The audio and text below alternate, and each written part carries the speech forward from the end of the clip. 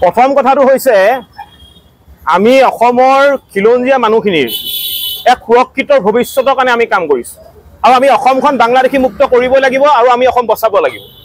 আমি এই অভিযান কৰোঁতে কোনোবাই যদি ক'বলৈ আহে যে আমি শান্তি সম্প্ৰীতি ভংগ কৰিছোঁ আৰু এইবিলাক ভণ্ডামি আমি সহ্য নকৰোঁ, তাৰমানে মিয়াৰ বিৰুদ্ধে কথা ক'লে, বাংলাদেশীৰ বিৰুদ্ধে কথা ক'লে আমি শান্তি সম্প্ৰীতি ভংগ কৰা হয় আৰু মাৰোৱাৰী আৰু বিহাৰীৰ বিৰুদ্ধে কথা ক'লে আমি পিয়ৰ জাতীয়তাবাদী বোলে এইবিলাক ভণ্ডামি নচলিব। আমাৰ স্পষ্ট কথা, মিয়াৰ বিৰুদ্ধে যিখন অভিযান চলিছে অভিযান চলিব, মিয়াক আমি উজনি অসমবাক খেদিমেই।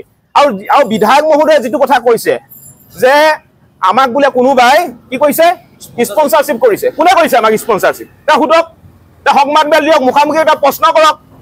আমাৰ স্পষ্ট কথা, আমাৰ নেতা হিমন্ত বিশ্ব শৰ্মাও নহয়, আমাৰ নেতা গৌৰৱ গগৈ নহয়, আমাৰ নেতা অখিল গগৈ নহয়, আমি সম্পূৰ্ণ জাতীয়তাবাদী আদৰ্শে আমি ডাঙৰ হোৱা এটা দল। গতিকে আমাৰ স্পষ্ট কথা, অসমৰ কোনো কাৰণতে বাংলাদেশীৰ দপদপনি নচলিব।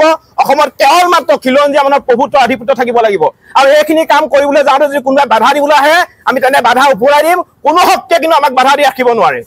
এগৰাকী মিয়া কথা ক'ব বিচাৰিছোঁ, আজি মিয়াই অসম পুলিচৰ গাত হাত দিবলৈ সাহস কৰিলে, আজি মিয়াই মুখ্যমন্ত্ৰীক চিৰিয়াছ দিব পৰা হ'ল, তাৰমানে অসমখন কোনফালে গতি কৰিছে। আৰু এই মুহূৰ্তত আমি সেইটো কাৰণে উজনি অসমৰ খিলঞ্জীয়া মানুহৰ ভৱিষ্যতৰ কথা চিন্তা কৰিব লাগিব আৰু চিন্তা কৰি আমি কাম কৰিছোঁ। গতিকে এতিয়া আমাৰ কথা স্পষ্ট, যিসকলে মিয়াৰ সপক্ষে মাত মাতিবলৈ আৰম্ভ কৰিব তেওঁলোককো কিন্তু আমি সোধাই নেৰোঁ। যিসকলে মিয়াৰ সপক্ষে গৈ কথা ক'বলৈ আৰম্ভ কৰিব তেওঁলোককো কিন্তু সোধাই নেৰোঁ। স্পষ্ট কথা, তেওঁ যোনে নহওক লাগে, যোন শক্তিয়ে নহওক, কিন্তু আমাক কোনেও বাধা দি ৰাখিব নোৱাৰে। আমি উজনি অসমৰ মিয়া খেদিমে, অসমৰ পৰা মিয়া খেদিমে, মিয়া যাবই লাগিব। আৰু মুখ্যমন্ত্ৰী মহোদয়ে যিয়ে বেয়া কথা ক'বলৈ আৰম্ভ কৰিব তেনেধৰণৰ মিয়াৰ বিৰুদ্ধে কিন্তু আমি কঠোৰতকৈ কঠোৰ কিন্তু ব্যৱস্থা গ্ৰহণ কৰিম। সংগঠনে কৈছে যে শিৱসাগৰত শান্তি সম্প্ৰীতি ভংগ হৈছে, সেই সংগঠনবিলাকৰ কোনো গণভিত্তি নাই। আপোনালোকে মন কৰিব, সেই সংগঠনবিলাকৰ কোনো ধৰণৰ গণভিত্তি নাই। এতিয়া সম্প্ৰীতিৰ কথা ওলাইছে, আমি কি সম্প্ৰীতি ঠিকা লৈ থৈছোঁ নেকি? আমি সম্প্ৰীতিৰ ঠিকা লৈ থৈছোঁ নেকি? মই সুধিব বিচাৰিছোঁ, সম্প্ৰীতি কি অকল আমি বজাই ৰাখিব লাগিব নেকি? সম্প্ৰীতি সকলোৱে বজাই ৰাখিব লাগিব।